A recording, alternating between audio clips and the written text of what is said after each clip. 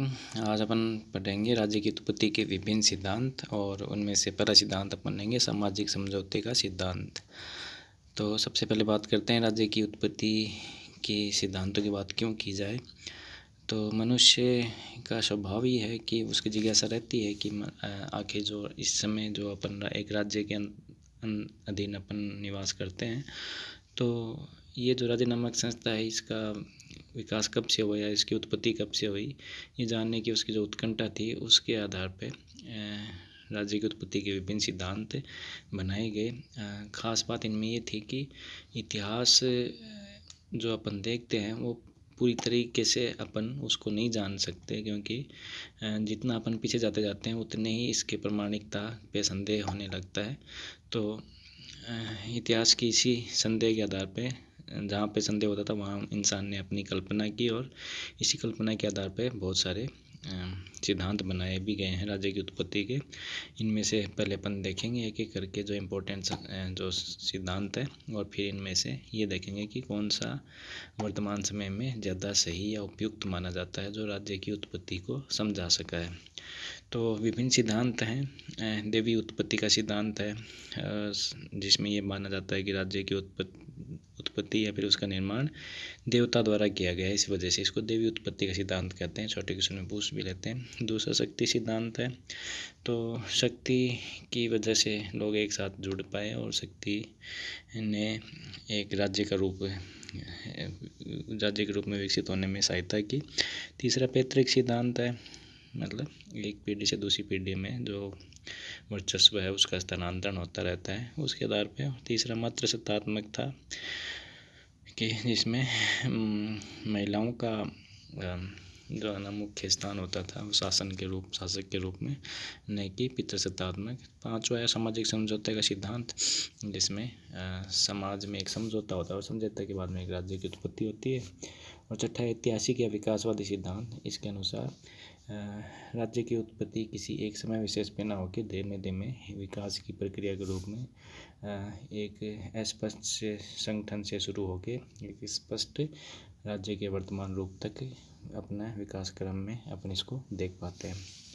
इसके अलावा एक और इम्पोर्टेंट मार्क्सवादी सिद्धांत है, जो कार्ल मार्क्स जो जर्मन विचारक थे राजनीतिक, उन्होंने जो अपने विचार रखे थे, उनके विचारों के आधार पर राज्य के उत्पत्ति से जुड़ा हुआ सिद्धांत मार्क्सवादी सिद्धांत कहलाता है। तो इनमें से अपन जो इम्पोर्टेंट है वो सामाजिक समझौते का सिद्धांत और दूसरा मार्क्सवादी सिद्धांत और विकासवादी सिद्धांत, ये अपन पढ़ेंगे।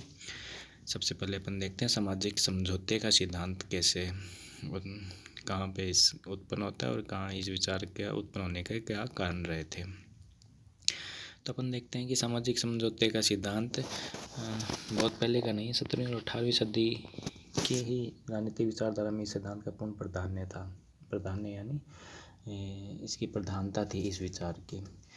तो इससे पहले ये विचार नहीं था। इससे पहले विचार ना होने की वजह और भी हो सकती है। उससे पहले जो विचार ज़्यादा प्रभावी था वो था दैवीय उत्पत्ति का सिद्धांत। चाहे वो पश्चिमी जगत के राजनीतिक विचारक हो या फिर भारतीय विचारक हो, वहाँ पे सभी में ये विचार ज़्यादा इम्पोर्टेंट था। पर 17वीं 18वीं सदी में यूरोप में जो भी राजनीतिक विचारक रहे हैं, स्पेशली इंग्लैंड में, तो सामाजिक समझौते का सिद्धांत उभर के आता है। इस समझौते के सिद्धांत के अनुसार जो मुख्य विशेषताएं इसकी जो हैं वो ये है कि राज्य देवीय न होकर यानी देवता द्वारा उत्पन्न न होकर एक मानवीय संस्था यानी इंसानों द्वारा बनाया गया है। तो राज्य वो संस्था है जिसका निर्माण देवता ने नहीं, इंसान ने किया है। और कैसे किया है वो है कि इसका निर्माण प्राकृतिक अवस्था में रहने वाले व्यक्तियों द्वारा पारस्परिक समझौते के द्वारा किया गया है। दो बातें, प्राकृतिक अवस्था, दूसरा पारस्परिक समझौता। प्राकृतिक अवस्था यानी वह अवस्था जिसमें मनुष्य किसी संगठन में नहीं रहता था, जिसको समाज के पूर्व का संगठन भी कहते हैं या फिर राज्य के पूर्व का संगठन भी मान सकते हैं, जिसमें कोई नियम कानून नहीं होते थे, केवल प्रकृति के जो नियम होते थे वो ही लागू होते थे। तो इसको प्राकृतिक अवस्था कहा जाता है। उस अवस्था में लोगों द्वारा एक समझौता किया जाता है और समझौते के आधार पर यूँ कह लें समाज का निर्माण होता है या फिर राज्य का निर्माण होते हैं। ये अलग अलग विचारकों ने, किसी ने समाज का निर्माण कराया, किसी ने राज्य का निर्माण किया है समझौते के बाद में, वो अपन आगे पढ़ेंगे। तो मुख्य बात जो ऊपर की आती है कि मानवीय इतिहास को दो कालों में विभाजित करता है ये सिद्धांत। दो काल कौन से हैं? प्राकृतिक अवस्था का काल और दूसरा नागरिक जीवन के प्रारंभ के बाद का काल। प्राकृतिक अवस्था काल जिसमें इंसान किसी नियम या कानून के अधीन नहीं था। दूसरा है नागरिक जीवन। नागरिक जीवन, नागरिक वर्ड का मतलब भी है कि किसी राज्य के निवासी को नागरिक कहा जाता है। तो राज्य के निवासी लोग नहीं कहलाते, नागरिक कहलाते हैं वैसे। तो राज्य के निवासी का जो जीवन आरंभ किया उसको नागरिक जीवन का प्रारंभ कहते हैं। तो ये 2 कालों में विभाजन होता है। तो इनमें से इस बात पे तो सारे सहमत होते हैं कि एक ऐसी प्राकृतिक अवस्था ज़रूर थी, यानी समझौते से पहले प्राकृतिक अवस्था थी। अब वो प्राकृतिक अवस्था कैसी थी? क्या वो एक समाज का सा रूप था जिसमें राज्य नहीं था, केवल समाज के रूप में संगठित तो थे, वो अवस्था थी? या फिर समाज भी नहीं था, सब अलग अलग रहने वाले कोई परिवारों के समुदाय से होते थे? क्या ऐसी बात थी? तो इसमें हर विचारक ने अपनी अपनी बात रखी है, पर ये बात ज़रूर है कि सबने प्राकृतिक अवस्था मानी ज़रूर है। अब अपन देखते हैं कि इन्होंने ये बताया कि इस प्राकृतिक अवस्था में ऐसा क्या होता था। तो प्राकृतिक अवस्था की जो मुख्य विशेषताएं ये थी कि अपनी इच्छा अनुसार या प्राकृतिक नियमों के आधार पर अपना जीवन व्यतीत करते थे। यानी प्राकृतिक नियम क्या थे? अपने जीवन की रक्षा करना, इनकी प्राकृतिक गुण होता है जो भी प्राणी कह दो। तो इंसान में भी वो गुण था कि अपनी रक्षा वो खुद करता था, और रक्षा करना अपने आप में कहीं बुरा नहीं माना जाता था। हर व्यक्ति को एक तरीके से प्राकृतिक अधिकार होता है खुद की रक्षा करना। तो और दूसरा था कि अपने स्वार्थ की पूर्ति करना भी एक प्राकृतिक अधिकार माना जाता है। ऐसे कुछ अधिकार होते थे उस समय अवस्था में अपने को दिखते थे। इसके अलावा ये अवस्था थी कैसी? तो अधिकतर ने इसको बड़ी ही कष्टप्रद और असहनीय माना है। ऐसी अवस्था जिसमें हर व्यक्ति को दूसरे व्यक्ति से खतरा होता था, जान का खतरा हो या फिर कुछ भी अपने। तो इस तरीके के जो व्याख्याएं की हैं उसमें कष्टप्रद और असहनीय माना है, और कुछ ने इसको अच्छी अवस्था भी माना है। यानी प्राकृतिक अवस्था एक ऐसी अवस्था थी जिसमें लोग हंसी खुशी से रहते थे, मेल जोल के साथ रहते थे। तो कुछ ने प्राकृतिक अवस्था को अच्छी अवस्था भी माना है। तो इसमें मतभेद ज़रूर रहे हैं। इसके अलावा ये भी बताया गया प्राकृतिक अवस्था में कि इंसान का बेसिक नेचर कैसी थी। तो कईयों ने इसको बड़ा ही स्वार्थी भी बताया है। यानी ऐसे स्वार्थी थे कि जो अपने खुद के स्वार्थ के लिए ही प्रेरित होकर कार्य करते थे। और कुछ ने ऐसा माना है कि एक दूसरे का सहयोग करने वाले व्यक्ति होते थे। तो गुणों में भी मतभेद हैं, और उनकी जो कंडीशन थी वो कंडीशन में भी मतभेद है। तो इस कंडीशन में अपने प्राकृतिक अवस्था को त्यागने के लिए विवश क्यों हुए, इसके भी कारण सब अलग अलग थिंकर ने अलग बनाए। किसी ने ये बताया कि वो इस कष्टप्रद असहनीय जो व्यवस्था थी उससे छुटकारा पाने के लिए राज्य रूपी संस्था को एक समझौते के रूप में स्वीकार किया। किसी ने ये कहा कि जीवन कष्टप्रद नहीं था, लेकिन फिर भी जीवन को सही तरीके से बनाए रखने के लिए और लोगों में आपसी जो बंटवारा है सही तरीके से चलता रहे, इसके लिए ज़रूरी था कि कोई आज्ञा देने वाली कोई संस्था हो। तो इस वजह से राज्य का निर्माण किया समझौते के द्वारा। और किसी ने ये भी कहा है कि जब जनसंख्या बढ़ने लग गई तब इनकी मजबूरी हो गई कि जो ज़मीन पे जो नियंत्रण स्थापित होते थे उन नियंत्रणों को बनाए रखने के लिए राज्य की जैसी संस्था की ज़रूरत हुई। तो अलग अलग कारण रहे हैं समझौते के, पर ये ज़रूर हुआ है कि हर चिंतक ने समझौता करवाया है, और इससे जुड़े हुए सारे विचारक समझौतावादी विचारक कहलाते हैं। बहुत से विचारक मुख्य हैं, पर 3 विचारक इसमें ज़्यादा इम्पोर्टेंट है जो वेस्टर्न विचारक हैं, और वो तीनों के नाम हैं हॉब्स, लॉक और रूसो। तो आपके अगर राजनीति विज्ञान रही 11वीं-12वीं में तो आपको पता होगा कि हॉब्स, लॉक, रूसो के नाम से आप परिचित होंगे। तो इन तीनों विचारकों के विचार सबसे इम्पोर्टेंट हैं, इस वजह से इनके माने जाते हैं। तो इसके अलावा इनको पढ़ने से पहले अपनी जानेंगे कि इस जो ये विचार था सिद्धांत का, किन विचारक कौन थे जिन्होंने इसका सपोर्ट किया। स्पेशली अपने इंडिया की सेंस में भी देखेंगे, यहाँ पे भी क्या ऐसा विचार अपने इतिहास में देखने को मिलता है। तो अपन सबसे पहले देखते हैं इंडिया की सेंस में। तो महाभारत का शांति पर्व है, अपने को पता है उसमें अलग अलग पर्व माने जाते हैं, जो भाग होते हैं महाभारत के उनको पर्व बोला जाता है। तो शांति पर्व में ऐसा वर्णन मिलता है कि पहले राज्य न था, उसके स्थान पर अराजकता थी, यानी राज्य जैसी व्यवस्था नहीं थी। ऐसी स्थिति से तंग आकर मनुष्यों ने परस्पर समझौता किया और ब्रह्मा के परामर्श से मनु को अपना पहला राजा और शासक स्वीकार किया।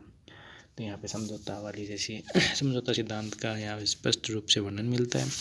कौटिल्य ने भी अर्थशास्त्र जो उनकी बुक लिखी हुई थी उसमें ये लिखा है कि प्रजा ने राजा को चुना और राजा ने उनकी सुरक्षा का वचन दिया। यानी एक समझौता यानी कॉन्ट्रैक्ट समझौता आखिर क्या होता है कि इस तरीके से दो शर्तें होती हैं। अगर एक शर्त को कोई दूसरा पूरा करता है तो दूसरे को उस शर्त अपनी तरफ से की हुई शर्त को पूरा करना पड़ता है, तब वो समझौता लागू रहता है। जैसे अगर राजा प्रजा की सुरक्षा करेगा तो बदले में प्रजा को राजा की आज्ञा पालन करना स्वीकार करना पड़ेगा। तो एक की शर्त पूरा करने पर दूसरे को अपने कर्तव्य की जो भी शर्तें हैं वो पूरी करनी पड़ती हैं। इसे ही समझौता कहते हैं। इसके बाद अपन देखते हैं जैन और बौद्ध साहित्य। ठीक है, जैन और बौद्ध साहित्य के अंदर भी अपन देखते हैं कि राज्य संस्था का आधार समझौते को माना गया है। तो बौद्ध साहित्य में राज्य संस्था के वही अराजकता का वर्णन और मत से न्याय से तंग आके मत्स्य न्याय अपने को बार बार वर्णन मिलता है। तो मत्स्य न्याय क्या चीज़ थी?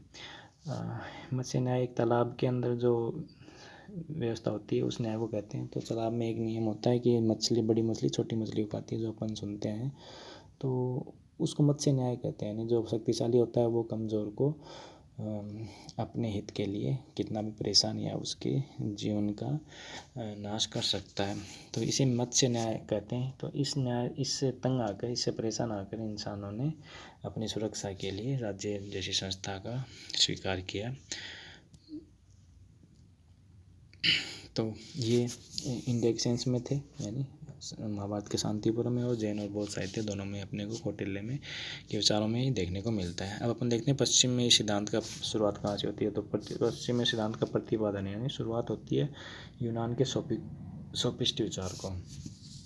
यूनान के जो सोफिस्ट होते थे वो जो अरस्तु और प्लेटो थे, इनसे भी पूर्व के विचारक थे। एक्चुअल में इनके गुरु यही थे जो इन्होंने इनको पढ़ाया भी था।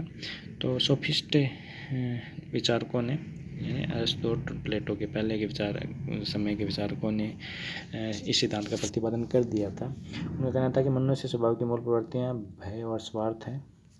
तो इन भय और स्वार्थ के से फलीभूत ये एक राज्य नामक संगठित जीवन का आरंभ करते हैं। भय यानी अपने जीवन के भय और स्वार्थ अपने हितों की पूर्ति के लिए राज्य नामक संस्था का निर्माण करते हैं। इसके बाद में रोमन विचारकों ने भी इसी विचार को माना और ये माना कि राजसत्ता की अंतिम स्रोत जनता ही होती है। इसके बाद अपन देखते हैं थॉमस एक्विनास, एक बड़ा नाम आता है। थॉमस एक्विनास ने भी सिद्धांत का परोक्ष समर्थन किया। उसके बाद में जो आधुनिक अनुबंधवाद है, जो अपने ऊपर पढ़ के आए 16वीं-17वीं सदी में, उसके 17वीं-18वीं सदी तक बहुत पॉपुलर होने लग गया था। तो ऐसी स्थिति में ये कई अल्थुसियस और ऐसे नाम है, अपने को याद नहीं करने हैं इस लेवल पे BA प्रथम वर्ष में। केवल अपने को समझना है कि समझौता सिद्धांत क्या होता है। तो अल्थुसियस और ग्रेशियस, न्यायाधीश ग्रेशियस थे, जो विश्व कानून के बारे में इनका अच्छा कार्य था। इन्होंने इस सिद्धांत का पृष्ठपोषण किया है। इसके बाद में जो इम्पोर्टेंट 3 विचारक होते हैं, उन 3 विचारों में नाम आता है हॉब्स, लॉक और रूसो का, जिनके जो बुक लिखी गई हैं इस सिद्धांत के लिए, और वो सारी इम्पोर्टेंट समझी जाती हैं। तो हॉब्स, लॉक और रूसो को अपन आगे पढ़ेंगे कि इन्होंने सामाजिक समझौते को लेके अपने क्या क्या विचार रखे, इनके तुलनात्मक एक अध्ययन करेंगे। तो ये था क्वेश्चन, छोटा 5 नंबर का क्वेश्चन बनता है और छोटे क्वेश्चन भी बनते हैं।